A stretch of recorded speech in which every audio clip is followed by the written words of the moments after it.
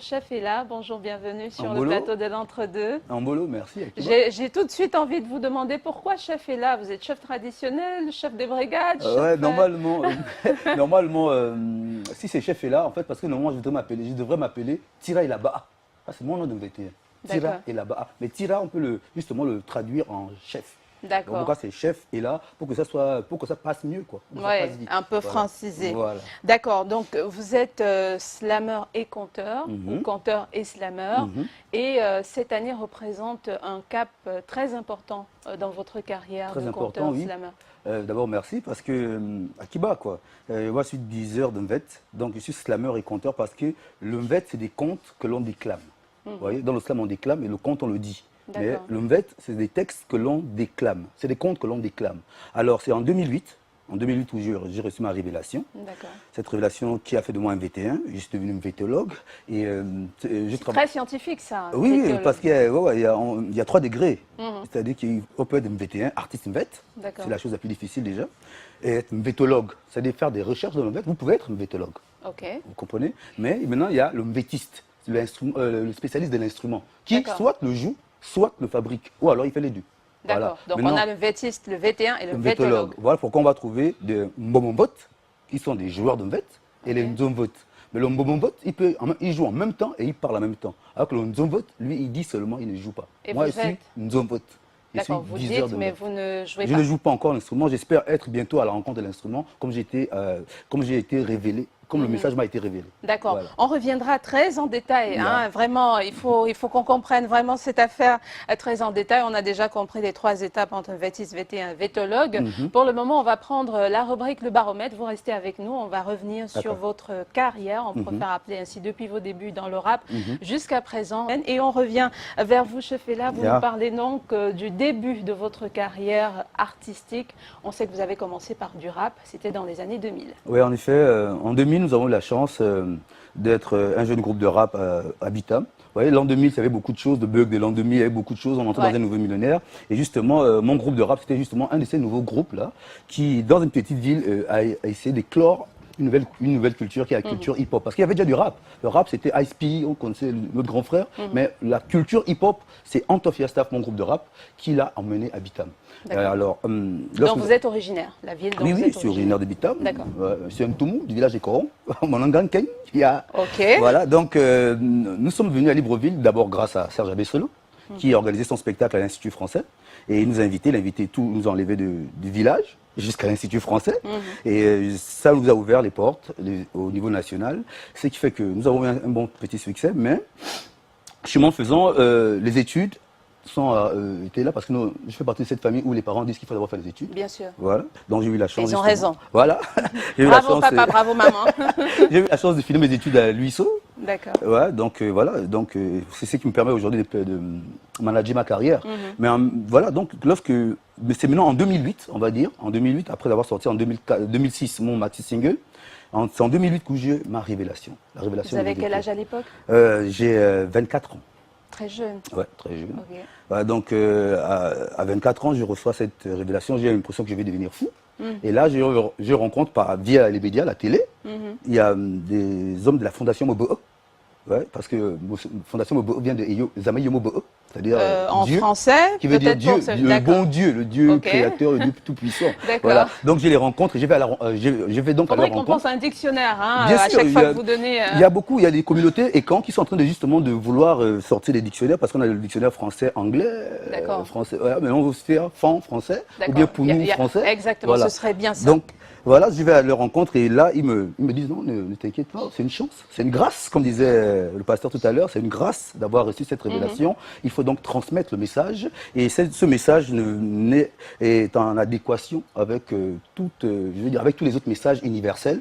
Donc, Est-ce que vous avez le droit de dire d'où vous viennent ces messages? Comment vous les percevez? C'est quoi exactement? bon, ce Ou que je vous peux n'avez vous pas le dire, droit? c'est que le message d'une vête a été mettre ainsi par les hommes d'Engong, Ngong, c'est le pays idéal pour l'homme écan, l'homme fan. D'accord. Ce pays idéal où l'homme découvre le secret de l'immortalité. Alors, on dit que nous vivons peut-être en tant que dans la condition de mortel, mais on peut justement changer notre condition de mortel pour devenir immortel. D'accord. Voilà. Et c'est ce qu'on appelle, vous avez suivi forcément un rite initiatique pour pouvoir maîtriser tout Mais justement, en fait, il y a ceux qui suivent une formation, ils sont à côté d'un maître, depuis leur tendre enfant jusqu'à ceux qui deviennent majeurs et puis on les intronise. Vous comprenez? Mais moi, j'ai plutôt reçu une révélation. Donc ça, c'est le côté initiation, je veux dire. Moi, j'ai plutôt reçu une révélation. Cette révélation, je vous assure, moi, j'étais un Américain dans ma tête. J'étais un Américain, voilà. Même mon propre nom est là à Baga. Non, moi, c'était Spetty ou bien Ice, voilà. Ouais, voilà, c'était l'Américain. Je voulais parler anglais, je voulais même pas connaître ma langue, je connaissais pas. Mais en 2008, boum. Tout d'un coup, j'ai cette révélation. Vous retournez aux racines. Je retourne aux racines, une introspection, une concentration. Ce que je demande d'ailleurs aux jeunes aujourd'hui, parce que si vous croyez qu'il y a beaucoup de gens qui entrent dans les stupéfiants, c'est parce qu'ils ne veulent pas se concentrer. Les gens ont des problèmes de concentration. Concentrez-vous sur une seule chose, vous serez le meilleur dans ça. Et être le meilleur dans une chose, c'est être, comment dire, avoir un aura universel. On va peut-être demander à la réalisation, avec la complicité de Mireille Nyangui, de nous proposer un peu de ce que vous faites. On va commenter bien sûr derrière, vous nous direz exactement de quoi est-ce qu'il s'agit. On pourrait peut-être voir, Mireille, si vous le permettez, le chef est là en action, en train de compter, et vous le faites en langue parfois. Non, en français et enfant. En français et enfant, vous êtes ça, bilingue. Ce que vous allez suivre, voilà, ce que vous allez suivre, c'est un enchaînement d'écran, c'est comme un clip vidéo, un enchaînement d'images où on ne me voit pas personnellement, mais il y a justement le titre Mvet, mon premier titre Mvet, Zamayo Mobo, Dieu Tout-Puissant, parce que et vous, grâce à Dieu. Comptez sur ces images. Je compte dessus. Voilà. D'accord, on regarde et puis on revient juste derrière. Oh la yeah, oh la bim, bim bam. Bienvenue à Engon. Sormobomba, dans le sud-ouest continental, le monde où pousse l'arbre à camp, l'arbre de la connaissance et de la magie. C'est l'olivier dressé à l'horizon que toutes les nations regardent. Elle explore et observe la grâce de bas, lieu de pèlerinage où l'on va à la rencontre de soi-même pour connaître les vertus du roc, du marteau et du fer. Enfermé donc dans un haut fourneau en ligne pour jauger la vibration de la corde de force au Congo. Aka Antofia, le grand chef à Komamba, en dessous d'un Dabibumba, la maison des mystères. À Wozo, au milieu de la maison communautaire, le grand chef a lui enfermé son pays dans un rideau de roc métallifère. Ici se mêlent tradition et high-tech. Et se révèlent les rites et les mythes de Mbet en tant que circuit éducatif. Mais Mbet est une invite à l'élévation, l'amorce de la transcendance. Aussi, 4 grandes périodes, à l'instar des 4 grandes époques de notre histoire, marquent l'activité de mon peuple et de son art. Mais celle-ci est millénaire. Mokor, Oba, Engon. Voici l'hymne de la dynastie Mboikana. Stafantofia est donc fils d'Akomamba, fils de Mbevini. Mbevini, fils de Vinikan, et Vinikan, fils de Kana. Et Kana, fils de Note, Umanamongo. Note, fils de Tezama. Tezama, fils de Zamola. Zamola, fils de Olakara. Olakara, fils de Karamobo. Le guide messianique, frère de Zamayo, de Nyangon, de Zon et de Don, tous fils de Mbo, mon père, fils de Mpé Zikomo, fils de Zikomomba, fils de Mbambo, Bambo, lui-même, fils de Mbo,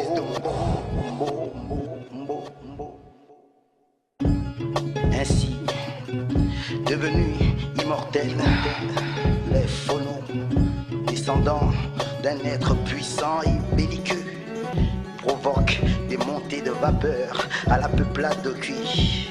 Au Cuy, le pays des mortels, sous le joug de Mossemolo. D'applaudir, hein, je vais le faire toute seule, même si je ne suis pas accompagnée, bravo. Nous, dans le slam, on claque des doigts, en fait. Ah, d'accord, ok.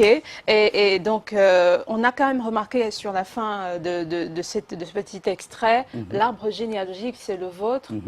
Oui, en fait, disons que tout le monde tire son arbre généalogique, mais on l'accorde avec celui des Écans, celui d'un Ngong, quoi. Donc on peut tirer, son arbre commence, et là-bas, fils d'Abela, Abela, fils d'Elabondo, Elabondo, fils d'Abira, Abira, ainsi de suite. Ensuite, arrivé à un niveau où on ne connaît plus ces générations, on dit, quand la poule a chanté, est-ce que j'étais?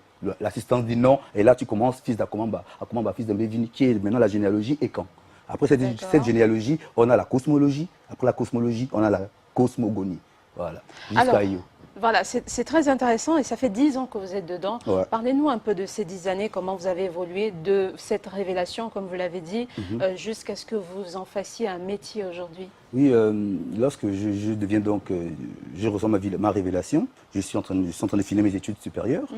Et donc je finis, je fais tant bien que mal, je rencontre mon frère, revient d'études, il a un studio d'enregistrement, c'est lui qui a d'ailleurs réalisé la musique et le clip que on vient de suivre. Okay. Voilà, donc je sors mon album, le premier album VET, dont celui-ci est extrait, en 2012. Je vais le faire à Bitam, au CLAC de Bitam, au cercle de lecture et d'animation culturelle. Donc jusqu'aujourd'hui, on est déjà à 500 exemplaires qu'on nous vendons. Et en 2013, j'ai fait mon premier spectacle professionnel à l'Institut français. En décembre 2013. Et voilà, je suis membre de la Fédération de contes, je suis membre de la Fédération de slam, je tiens des ateliers. D'ailleurs, là, je commence des cours au lycée d'État de l'Estuaire pour amener un peu les jeunes dans le côté culturel. D'accord. Voilà, grâce à un programme qu'on appelle Jeunesse Exprime-toi. Voilà, donc l'année dernière, en 2017, on a fêté la francophonie où j'ai présenté le spectacle Ngong Dispargom qui montre le chemin des Écans et le chemin des Francs, et qui montre justement l'analogie qu'il y a entre ces deux peuples. Parce qu'eux, ils disent que c'est l'histoire, nous, c'est de la mythologie, mais comment se fait-il qu'on a le même chemin existentiel? Bref, c'était mon deuxième spectacle professionnel, et le troisième, c'était avec mon groupe, Suprême Écan Major. Nous avons fait le Mvet Yap Yop Show. Lors de la semaine de l'environnement, dans le cadre de la semaine de l'environnement à l'Institut français encore. Parce qu'il faut, si nous faisons à chaque fois des spectacles à l'Institut français, c'est parce que en fait c'est la salle professionnelle par excellence au Gabon. Il faut avoir fait, lorsqu'on est un artiste et qu'on fait une carrière artistique, il faut être professionnel. Et il faut donc faire son spectacle, il fait donc des spectacles professionnels. Voilà, donc...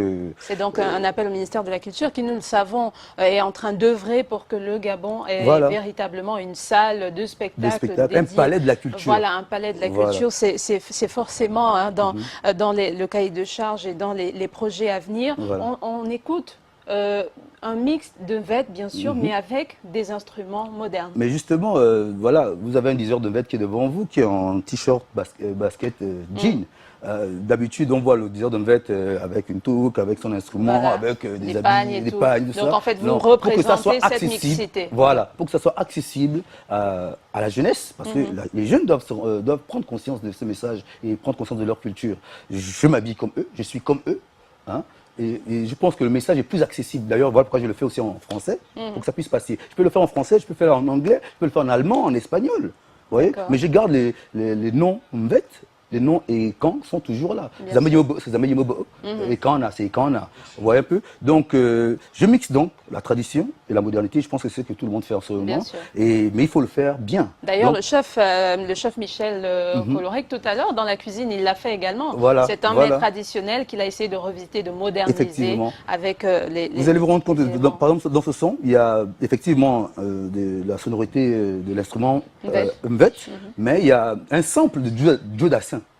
D'accord. Voilà, oui, un peu. Donc, on joue avec ça parce que c'est le numérique, la modernité, et voilà. Et il faut que ça soit accessible, on le partage au plus grand nombre, ce message. Alors, qu'est-ce que vous répondez à ceux qui pensent que le VET, comme le Bouiti par exemple, ou comme le Ndjembe, ce sont plus des rites assez obscurs et occultes que de la tradition ou que de l'art? Qu'est-ce que vous Ça, c'est ce qu'on a bien voulu nous faire croire, parce que moi, je suis Écan, je veux dire, le VET, que ce soit le Mvet ou le Bouiti, ça visite tous les aspects de notre société traditionnelle, bien sûr. Que ce soit, vous parlez de mariage. Bien sûr. Voilà. Le Mvet va te parler de mariage. Parce que, par exemple, lorsque dans le mariage, on vous dit qu'il y a la dot en soi, hein, mais la famille de la fille aussi qui donne quelque chose à la famille du mari lorsqu'ils arrivent. On appelle ça omphar. Vous voyez un Ok, peu. ça c'est Donc, chez vous que ça se passe? Non, C'est partout. partout. D'accord. Sauf que bon, c'est les noms peut-être qui changent. Hein, mais il ne faut pas penser que parce que l'homme vient donner la dot, voilà, on est en train de le tuer. Non, c'est comme disait le pasteur tout à l'heure, j'ai l'écouté, c'est une grâce, c'est une reconnaissance, vous voyez, pour avoir pour avoir élevé, éduqué la personne que je viens maintenant chercher. Mais la famille, en même temps, qui reçoit, va aussi donner des présents. Chez nous, on appelle ça en phare. D'accord. Voilà. Donc, voilà. Donc, le Mvet, le Bwiti, revisite donc tous les aspects de notre culture, de notre société. Donc, ça parle de la religion, ça aussi le côté religieux, ça le côté scientifique, économique, philosophique. Vous voyez un peu. Et c'est en adéquation avec tous les messages universels. L'économie est quand a des systèmes qui vont avec l'économie moderne. Vous voyez un peu. Mais il faut prendre ce qui est bon chez nous, comme on prend ce qui est bon chez eux. Mais nous, mais aujourd'hui, on prend ce qui est mauvais et ce qui est bon chez eux, sans rien prendre chez nous. D'accord. Il y a un problème. Voilà. Donc il faut vraiment œuvrer pour cette mixité-là. Voilà. Alors avant de vous libérer, vous avez 10 ans, vous l'avez dit tout à l'heure, ça fait 10 ans de votre carrière, du moins dans le VET et le conte slam aujourd'hui. 10 ans et 10 heures de VET, oui. Voilà, il y a forcément quelque chose qui est prévu pour cet anniversaire. Oui, en effet, déjà une tournée nationale qui va commencer. Le 3 février, c'est la première date, à Bitam. D'ailleurs, je salue les populations de Bitam. J'espère qu'ils seront là très nombreux. Et je remercie les autorités justement de Bitam, particulièrement l'Assemblée départementale et son président qui a bien voulu m'inviter. Donc, il y a cette tournée qui commence. Il y a un DVD, le DVD du spectacle Mvet Yakyop Show, en rapport avec la protection de l'environnement, qui va sortir. Et le spectacle Ngong Dispargom 2.0. Voilà. Et bien sûr, les 10 ans, le spectacle qui va consacrer mes 10 ans, c'est le spectacle que je vais faire en juin, Révélation et Révolution Show. Rev and Rev Show, donc Révélation et Révolution, où justement je ferai comme Serge avait fait pour nous, aller prendre un groupe à Bitam et venir prester à mon spectacle ici à l'Institut français. D'accord, on voit que vous parlez et vous êtes très rattaché à votre ville natale. Oui, mais je pense qu'il faut être attaché à sa source pour pouvoir connaître les autres. Merci beaucoup, merci Chefela. On ne va pas vous laisser partir, juste vraiment accordez-nous 30 secondes d'un petit conte slam, comme ça on le voit en vrai. Là c'était monté, on peut se dire non, c'est pas lui. D'accord. Donc faites-nous-le en direct. D'accord. Alors, quand je dis « Oh, oula, yeah », vous répondez « Yeah ». « Oh, oula, yeah ». Yeah. Que la parole se répande, qu'elle se répande aussi rapidement que les flammes d'un feu attisé par le vent. À propos des crimes rituels, que disent les écans? Les écans disent que c'est l'arc-en-ciel qui a engendré tous les reptiles. C'est donc une manière de donner à l'arc-en-ciel le mbangan, le sens de créateur des crocodiles et autres serpents ou lézards qui sont des lignes, des plans, des cheminements, des contes et des histoires. Mais mbangan, l'arc-en-ciel, c'est un Doutoumoufoulou, un puissant phono et un gonzomobamba qui entretient avec le chef Angouane une belle confrontation fraternelle. Cependant, le colporteur des nouvelles est à Okui, le seul des mortels capable de faire à sa guise des allers-retours entre Gabon Première et Ngonzomobamba, le pays des immortels. Cette activité, c'est-à-dire informer, divertir et éduquer l'ensemble des contrées et des communautés font de lui un être humain plutôt privilégié, car son rôle est capital. Il parcourt le monde entier pour diffuser des informations d'ordre général. Les deux pôles, en passant par l'axe équatorial, tout le monde s'accorde à dire que c'est un grand reporter, un vrai envoyé spécial. Oh là, yeah. Merci Chefela. Je vous raccompagne avec la découverte d'un autre jeune talent. Il est gabonais et il a choisi de faire